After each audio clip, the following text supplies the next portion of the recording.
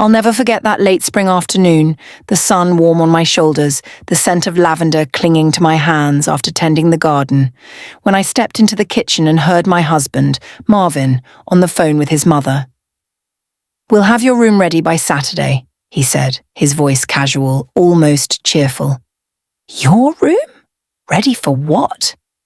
I froze behind the doorway, my heart thudding in my chest, a chill sliding down my spine as the truth slowly unraveled. He hadn't said a word to me about any of this. We had lived in this house for nearly 7 years. A 2-story colonial I inherited from my grandmother, nestled just outside Charleston.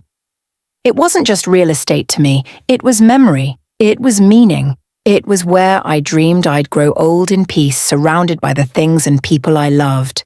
This house was supposed to be a sanctuary, especially after what life had already taken from me. I imagined a quiet retirement with Marvin, evenings on the porch tending the garden, raising my youngest son from my previous marriage with gentleness and grace. Marvin and I married late, both carrying the weight of past wounds. I had believed, truly believed, that our union would be a calm final chapter, a kind of redemption. Marvin wasn't wealthy, but he was thoughtful, composed, educated. He once told me he admired my strength, my independence, those scars I had turned into armor.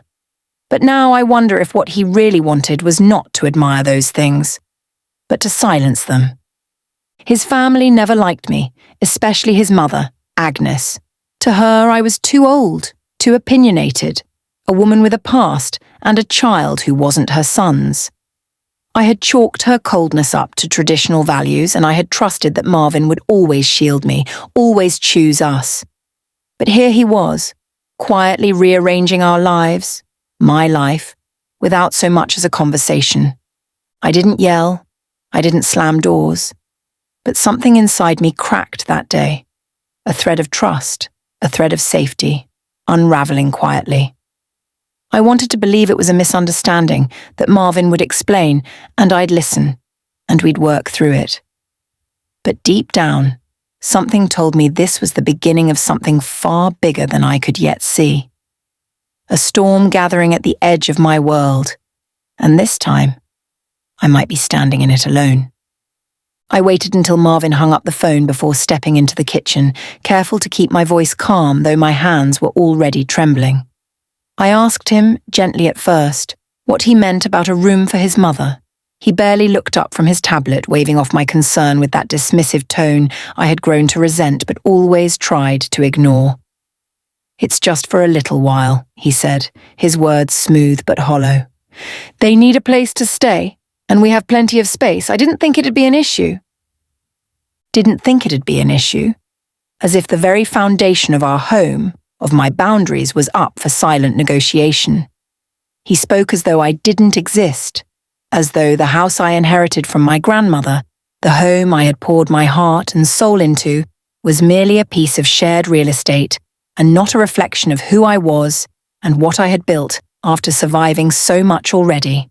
I reminded him, calmly but firmly, that the deed was in my name and always had been. Not out of spite, but because this house was part of my family's legacy. His eyes flickered with something, irritation, perhaps even guilt, but it passed too quickly to mean much.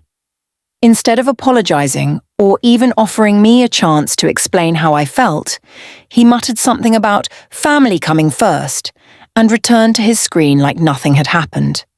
And just like that, my voice, my presence, was brushed aside. The very next evening I heard the gravel crunch outside and peeked through the front window. There they were, Agnes and Harold, standing on the front porch with 2 oversized suitcases and expressions that suggested they had every right to be there. Marvin hadn't even warned me when they were arriving. I opened the door in silence, trying to keep the peace for my son, Caleb, who was playing in the living room. Agnes didn't so much as greet me. She brushed past, her perfume a sharp contrast to the lavender and cedar scent I always kept in the foyer. Harold grunted something that might have been a hello, but it was hard to tell. He never looked me in the eye. Over the next several days, my house stopped feeling like my home. Agnes took over the kitchen almost immediately, rearranging my pantry, discarding anything she didn't approve of, and making judgmental comments masked as advice. "You really feed Caleb this much sugar?" she scoffed one morning, holding a box of cereal like it was toxic waste. "When Marvin was little, we made everything from scratch." I bit my tongue, reminding myself that silence is sometimes louder than shouting. But inside, the resentment grew, slow and heavy. She criticized everything: how I folded the laundry, how I parented, how I kept my books arranged by author instead of subject. I tried to set gentle boundaries, but each time I spoke up, Marvin found a way to minimize it. "She's just trying to help," he'd say. "You're being too sensitive." That phrase, "too sensitive," was one he had used before, usually when I was upset over something real but inconvenient to him. The worst part wasn't the criticism. It was the erosion of dignity. I'd come downstairs to find Agnes in my study, going through old boxes without asking. Once she was in Caleb's room moving his toys around because she thought he needed more structure. I told her politely but clearly that I didn't appreciate her stepping into private spaces without permission. But she laughed and said, "This is Marvin's house too, sweetie. You can't expect us to live like guests forever." That night, I cried in the laundry room, the only place where I could still close a door and be alone. I stared at the tiled floor and felt the weight of something unbearable pressing down on me, not just the invasion of space, but the betrayal of trust. Marvin had let this happen. Worse, he had enabled it. But the moment that broke me came a few nights later. I was putting Caleb to bed, humming the same lullaby I used to sing to him as a baby, when Agnes barged in without knocking. She stood by the doorway, arms crossed, and said, "He's still not sleeping through the night? Honestly, I don't know how you've managed to make it this far as a mother." She didn't say it with anger. She said it with disappointment, as if I had failed her son by failing at motherhood itself. I stood there, blinking back tears, pressing my lips together to keep from yelling. I wanted to scream that I had raised Caleb on my own for years before Marvin ever came into our lives. I wanted to shout that I had worked 2 jobs, gone without vacations, and poured every ounce of myself into making this home a place of peace. But I said nothing, because Caleb was watching, and I wouldn't let her words scar him the way they scarred me. Later that night, when I confronted Marvin again, when I told him I felt like I was being erased from my own life, he just sighed and said, "You're overreacting. You've always had a flair for the dramatic, Helen." That was the moment the sadness in me turned into something else. Not rage, not yet, but resolve. A slow burning certainty that I could no longer rely on anyone else to protect what mattered. That the line between sacrifice and surrender had already been crossed, and I had let it happen for far too long. From that day forward, I stopped trying to ask for permission to be heard. In the weeks that followed, the silence in my own home began to take on a different texture. Not peaceful or restful, but hollow and unfamiliar, like walking through a house that no longer remembered me. It was as though the walls had shifted ever so slightly, no longer wrapping around me with comfort, but standing cold and still, bearing witness to how invisible I had become. The rooms I had once arranged with care now carried the fingerprints of someone else.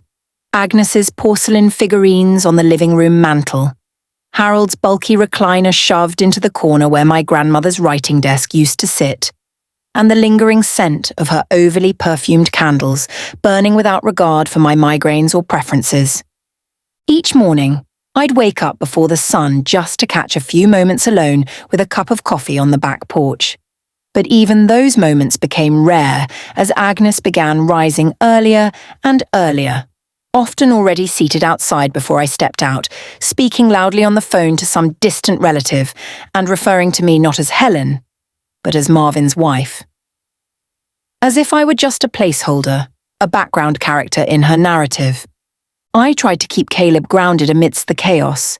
I kept his bedtime routine steady, made sure we still had our Saturday morning pancakes, and took him to the park as often as I could. But I could see the confusion creeping into his little eyes. He didn't understand why Grandma Agnes scolded him for touching the piano keys, or why Grandpa Harold never smiled. He didn't understand why Mommy seemed to flinch more often, or why Daddy had started spending longer hours at work, coming home later each evening with vague excuses and tired eyes that wouldn't meet mine. One afternoon, while Marvin was still at the office and I was sorting laundry, I overheard Agnes on the phone again, this time telling someone that it was only a matter of time before Marvin sees that Helen just isn't cut out for this life. I stood in the hallway clutching a pile of towels to my chest, my heartbeat thudding in my ears. Not because the words surprised me, but because Marvin had never once defended me, not to her, not even to me. The emotional isolation began to gnaw at me in subtle, aching ways. Marvin and I barely spoke anymore, and when we did, it was logistical. Groceries, bills, schedules. Not intimacy, not partnership. At night, he turned away from me in bed, his breathing deep and even while I lay staring at the ceiling, the silence between us thick enough to suffocate. The man I had once trusted with my second chance at love had become a stranger who no longer even pretended to ask how I was holding up. Worse still, I started to doubt myself in small, quiet ways. When Agnes criticized how I folded Caleb's clothes or how I prepared dinner, I'd find myself redoing it. Not because I agreed, but because somewhere inside I feared maybe she was right. Maybe I had lost whatever grace I used to carry. I stopped playing the piano in the evenings, stopped painting in the little sunroom that once brought me joy, and eventually stopped inviting friends over altogether. I couldn't bear to see the concern in their eyes or answer their questions without unraveling. One evening, after an especially tense dinner where Harold complained about women who think they run everything just because their name's on the deed, I excused myself and sat in my car parked in the driveway. I didn't drive anywhere. I just sat there, gripping the steering wheel, trying to remember who I used to be before I became this watered-down version of myself, someone who apologized for taking up space in her own home. I thought of my grandmother, of how fiercely she protected this house, how she would have never allowed anyone, family or not, to come in and redefine her worth. But the loneliness had a way of dulling even righteous anger. It made you question whether you deserved better, or whether this was just the price of keeping a marriage intact. I tried to journal my thoughts, but even the pages felt foreign, the words too fragile to hold the weight of my hurt. Then, one night, I overheard Marvin laughing on the phone in the study, and something in that laughter sounded too familiar, too intimate. I stood outside the door just long enough to hear him say, "No, she has no idea. She still thinks I'm just working late." My breath caught, not because I had full proof of anything yet, but because I recognized the tone in his voice. It was the same tone he used when we first began dating, when he still looked at me like I was the most unexpected joy in his life. I didn't barge in. I didn't accuse. I simply turned and walked down the hallway, each step heavier than the last. That night, I lay in bed beside him as he snored softly, and I knew in my bones that whatever was left between us had rotted from the inside out. I wasn't just being ignored, I was being erased. And for the first time, I didn't cry, because something stronger than sadness had begun to take root inside me.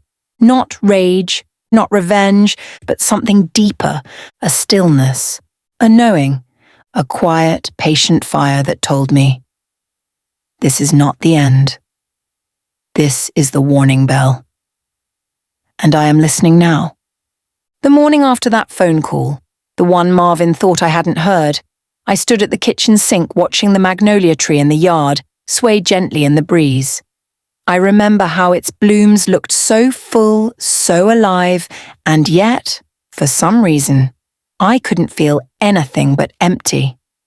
The smell of burnt toast lingered in the air because I had forgotten it in the toaster, and Caleb was already tugging at my sleeve, asking for orange juice, his voice sweet and unaware, pulling me back to the present like a rope tethering me to what still mattered. I poured the juice, helped him into his chair, and went through the motions of the morning routine like a ghost of myself, present in body, absent in spirit. But as I watched my son giggle at the shape of his pancake, something in me stirred, something fierce and fragile all at once. He still saw me as his safe place, even when I could no longer recognize my own reflection in the mirror. That realization didn't fill me with strength just yet, but it planted a seed, because if I couldn't fight for myself, I would fight for him. Later that day, after dropping Caleb off at preschool, I sat in my car outside the small corner cafe where my brother Gerald worked part-time after retirement. I hadn't told him much, just enough to avoid worrying him, but that morning I called and asked if he had time for coffee. He didn't hesitate. When I walked in, he stood and wrapped me in a hug that felt like it reached through the years and pulled up every piece of myself I had buried. We sat in the quiet corner near the window, and I finally let it all spill out. Not just the surface things like Marvin's indifference or Agnes's intrusions, but the deep, aching truth that I no longer felt like I existed in my own life. Gerald listened, never interrupting, just nodding as I spoke, his expression steady but laced with concern. When I finally finished, he took a slow breath and said, "Helen, they've chipped away at you so gradually you didn't even feel yourself disappearing. But it's not too late to take back the space you've given up. You just have to remember, you don't need anyone's permission to reclaim what's already yours." His words didn't magically fix everything, but they gave me something I hadn't felt in a long time. Clarity. Not rage, not defiance, but focus. I went home that afternoon and, for the first time in months, I didn't flinch when I walked past Agnes's sewing basket in the living room, or when I heard Harold's television blaring too loud. Instead, I made a list, a real, tangible list, of every moment I had been dismissed, every space they had invaded, and every boundary Marvin had let them erase. It wasn't about tallying up offences to someday throw in their faces. It was about waking myself up from the slow erosion of self-respect I had allowed. I wrote in my journal every night after that, 3 pages, stream of consciousness, just to hear my own voice again. I began going for long walks after dinner with Caleb, leaving the rest of them to their noise, their complaints, their tension. And I didn't ask Marvin for permission. I didn't even tell him where I was going. I just went. In those walks, in the rhythm of my footsteps and the soft grip of my son's hand in mine, I began to feel whole again. I remembered who I had been before the compromises, before the silence, before the daily swallowing of words. I remembered the Helen who once rebuilt her life after her first husband died suddenly, who had raised Caleb through grief and exhaustion and somehow still smiled at bedtime stories. That woman wasn't gone, just buried beneath too many layers of politeness and fear. One night, as I folded laundry in the guest room, the room that had once been my art studio, now repurposed into a shrine for Agnes's comfort, I noticed something out of place. Marvin's work bag, left unzipped, files spilling out. I didn't touch them, didn't read anything, but the sight of it, the carelessness, the assumption that I would clean up after him without question, made something inside me settle into steel. I wasn't ready to make my move yet, not entirely, but I knew deep in the marrow of my bones that it was coming, and this time I would not be reacting. I would be planning. I wouldn't confront him in a screaming match or beg him to see what he had broken. I would stand tall, I would gather every thread of myself he thought he'd unraveled, and I would remind him, and everyone else, what happens when a woman who has been silent for too long finally decides she's done disappearing. So, I waited. I watched. And I prepared. Not for revenge in the cruel sense, but for something better. For justice. For clarity. For peace.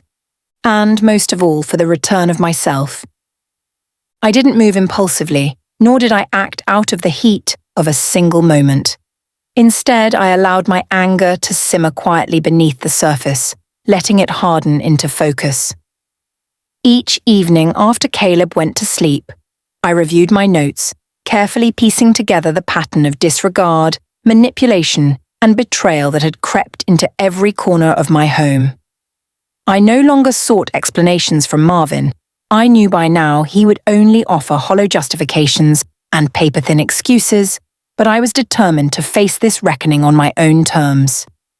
It began with small changes. I stopped asking for input on household matters and resumed making decisions like I used to, confident and unafraid. I removed Agnes's knickknacks from the mantel, packed them into boxes, and placed them neatly in the guest room without a word. I restored my grandmother's antique writing desk to its original corner and reopened the blinds to let the late spring light pour in. There were no arguments, not yet, but I could feel the tension building, especially when Agnes began commenting that things felt different lately, her tone thick with suspicion. I waited until the weekend, when the entire household happened to be home, and chose a quiet afternoon when Harold had dozed off in the den and Caleb was napping in his room. Marvin and Agnes were seated at the kitchen table, both casually scrolling on their phones, seemingly unaware that anything in their world was about to shift.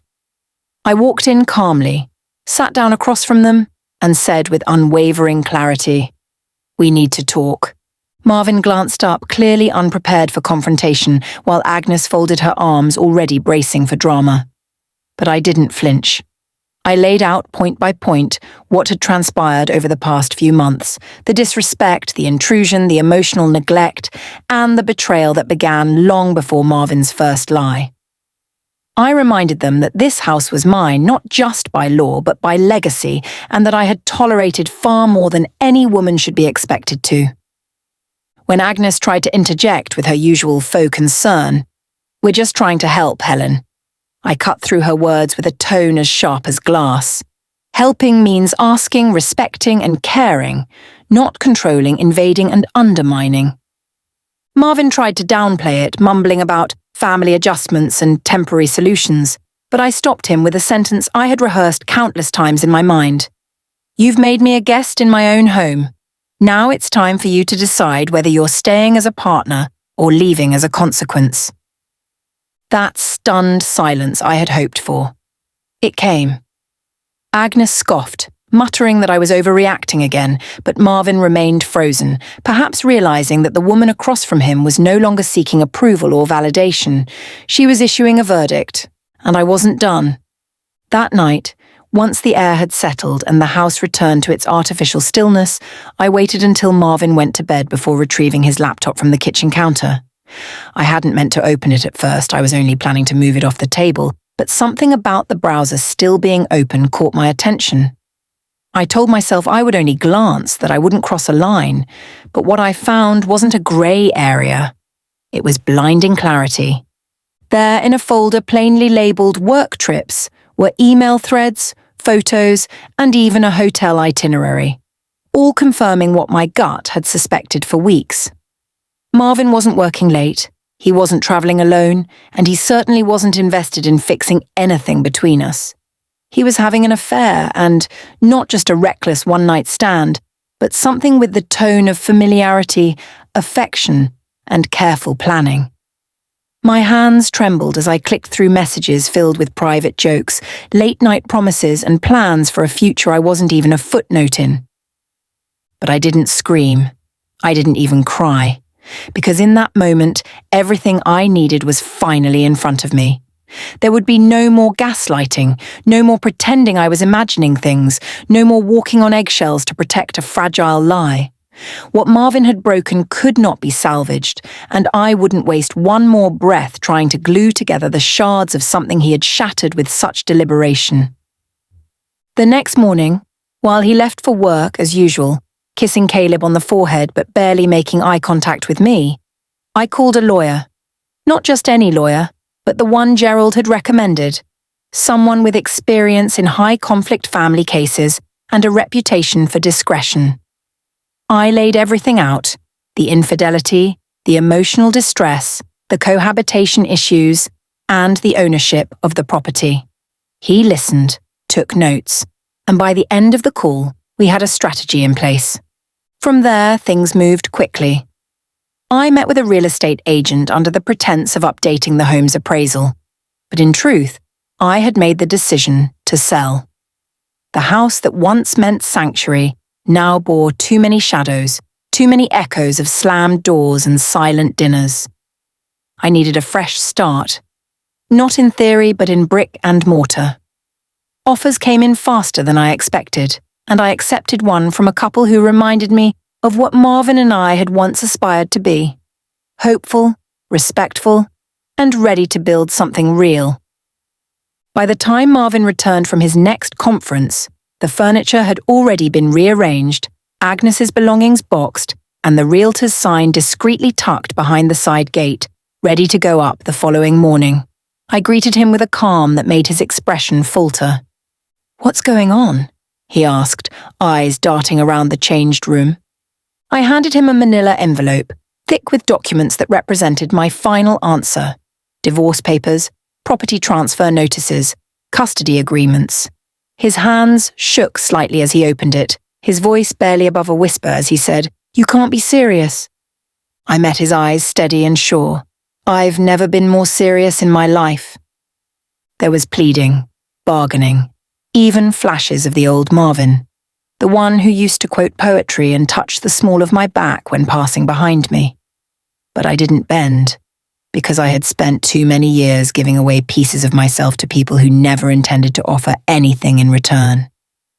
He left that night, not in rage but in disbelief, as though the world had shifted beneath his feet and he couldn't understand how or when. Agnes followed soon after, her parting glare full of contempt and, perhaps for the first time, genuine fear. She realized I was no longer afraid of her disapproval. I was done shrinking, and just like that, the house felt different again, not empty, not haunted, but open to possibility, to air, to light. I had reclaimed it, not just the property but the power it represented. And this was only the beginning. In the days that followed Marvin's departure, the house fell into an unexpected quiet. Not the oppressive kind I had known during those months of slow erasure, but a steadier stillness, the kind that follows a storm and allows you to hear yourself again. I spent the mornings packing the final boxes and letting Caleb play in the backyard without the constant interruption of unsolicited advice or judgmental glances. Each time I sealed a box, I felt lighter, as if I were gently closing the door on a chapter that had already run its course. Though Marvin had left without contesting the separation that first night, the reality of our legal battle was far from over. Within a week, he had retained a lawyer, someone more theatrical than strategic, who tried to paint him as the abandoned father, and me as the impulsive wife driven by emotion. But our lawyer had anticipated this. Every document, email, photo, and message had been organized into a narrative that didn't rely on rage or revenge. It was built on facts, boundaries crossed, and trust broken. The first hearing felt surreal. Marvin sat across the courtroom, his shoulders squared and jaw clenched, performing the role of the wounded man in front of a judge who had no patience for empty performances. His lawyer made a show of questioning my motivations, insinuating that I had acted out of bitterness rather than self-preservation, that selling the house was vindictive, and that Marvin's indiscretions were irrelevant to custody. I remained composed, answering calmly, not from a place of vengeance, but with the poise of someone who had finally found her footing.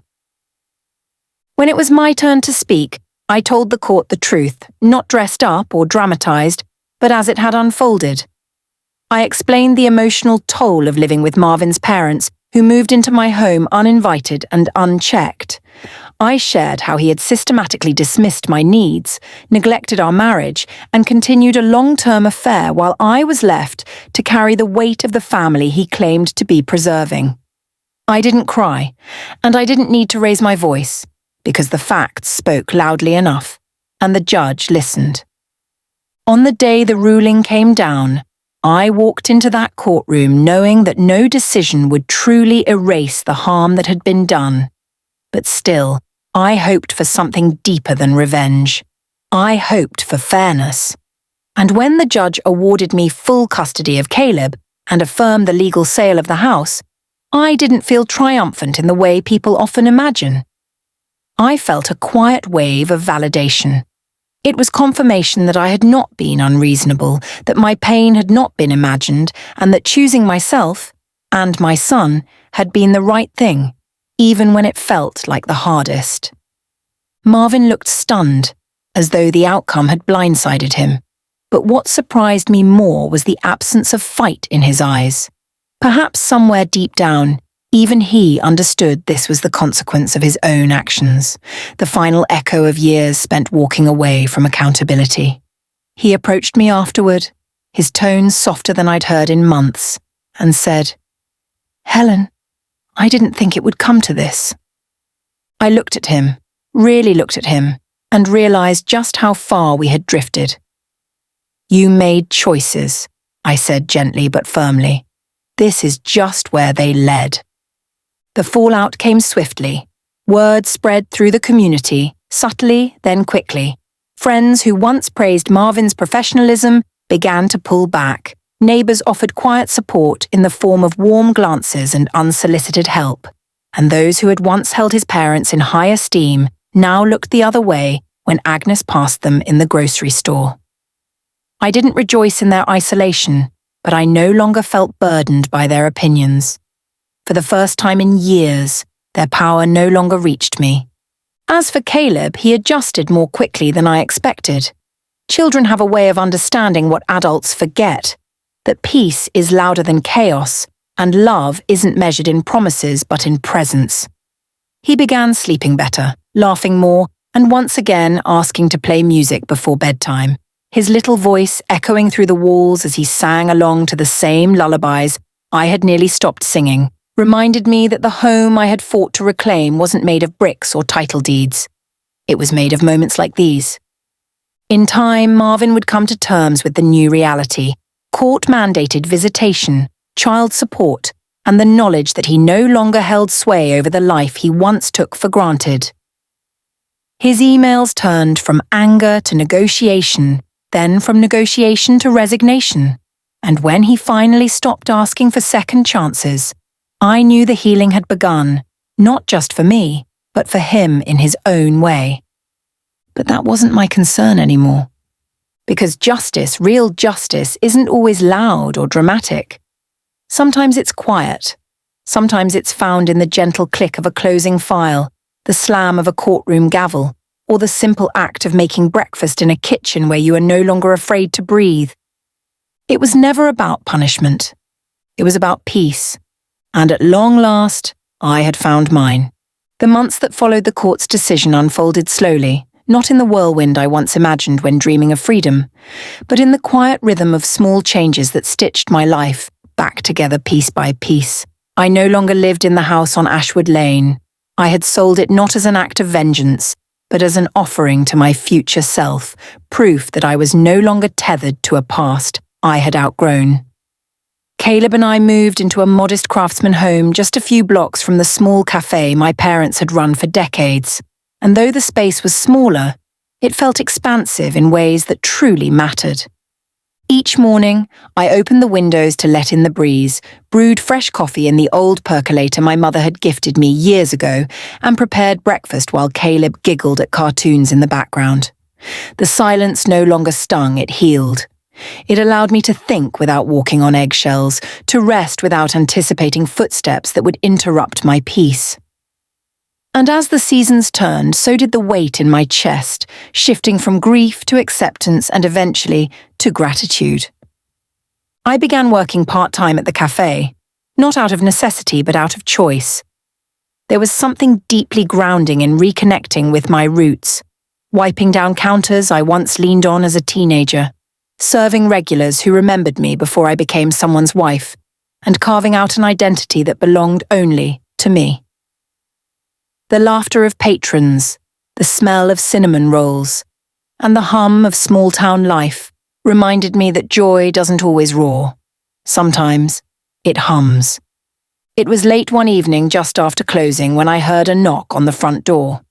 I turned to find Marvin standing outside, disheveled and hunched in a way that betrayed just how far he had fallen from the man he once pretended to be. I hesitated, unlocking the door only part way, enough to speak, but not enough to invite. He looked at me with hollow eyes, the kind that search for something to hold on to, and said in a voice cracked with regret, "I lost my job. Helen. My parents moved in with my sister. I don't know where else to go." I nodded, not unkindly, but firmly. "I'm sorry, Marvin. I truly am. But where you go now, that's no longer my burden to carry." He stood there for a moment, shoulders sagging beneath the weight of his own decisions, perhaps waiting for me to soften.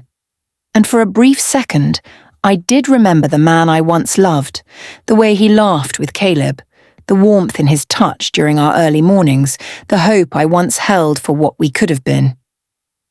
But memory, I've learned, is not a reason to reopen a door that was meant to be closed. So I wished him well, gently but with finality, and turned the lock behind me. That sound, simple, metallic, almost insignificant, was, to me, the echo of liberation. These days, Caleb is thriving. He's growing fast, curious about everything, and so full of questions that sometimes I just sit in awe at the little soul he's becoming. He still asks about his father from time to time, and I answer truthfully but without bitterness.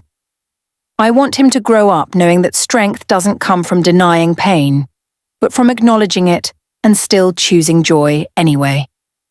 And as for me, I'm not the same woman who once sat quietly in her own kitchen, too afraid to say no. I am no longer shrinking to keep the peace, no longer hoping someone else will step in and fix what they've broken. I've learned that love without respect is just obligation, and marriage without voice is just survival. I've learned that silence, while often mistaken for strength, can sometimes be surrender dressed in patience. But most of all, I've learned that the most powerful kind of revenge isn't found in destruction. It's found in rebuilding, in waking up each morning without bitterness in your mouth, in being the calm after the storm you thought would break you. To anyone who finds themselves where I once stood, questioning their worth, silencing their needs, fearing what will happen if they finally speak, I say this: you are not crazy, you are not weak, and you are not alone. There is power in stillness. There is freedom in standing up. And there is a life waiting on the other side of your fear that you are absolutely worthy of. Thank you for listening to my story. If this reached a part of you that's been quiet for too long, I invite you to share your thoughts in the comments, subscribe for more real-life stories of healing and justice, and remember, you don't need permission to reclaim your life. You only need the courage to begin.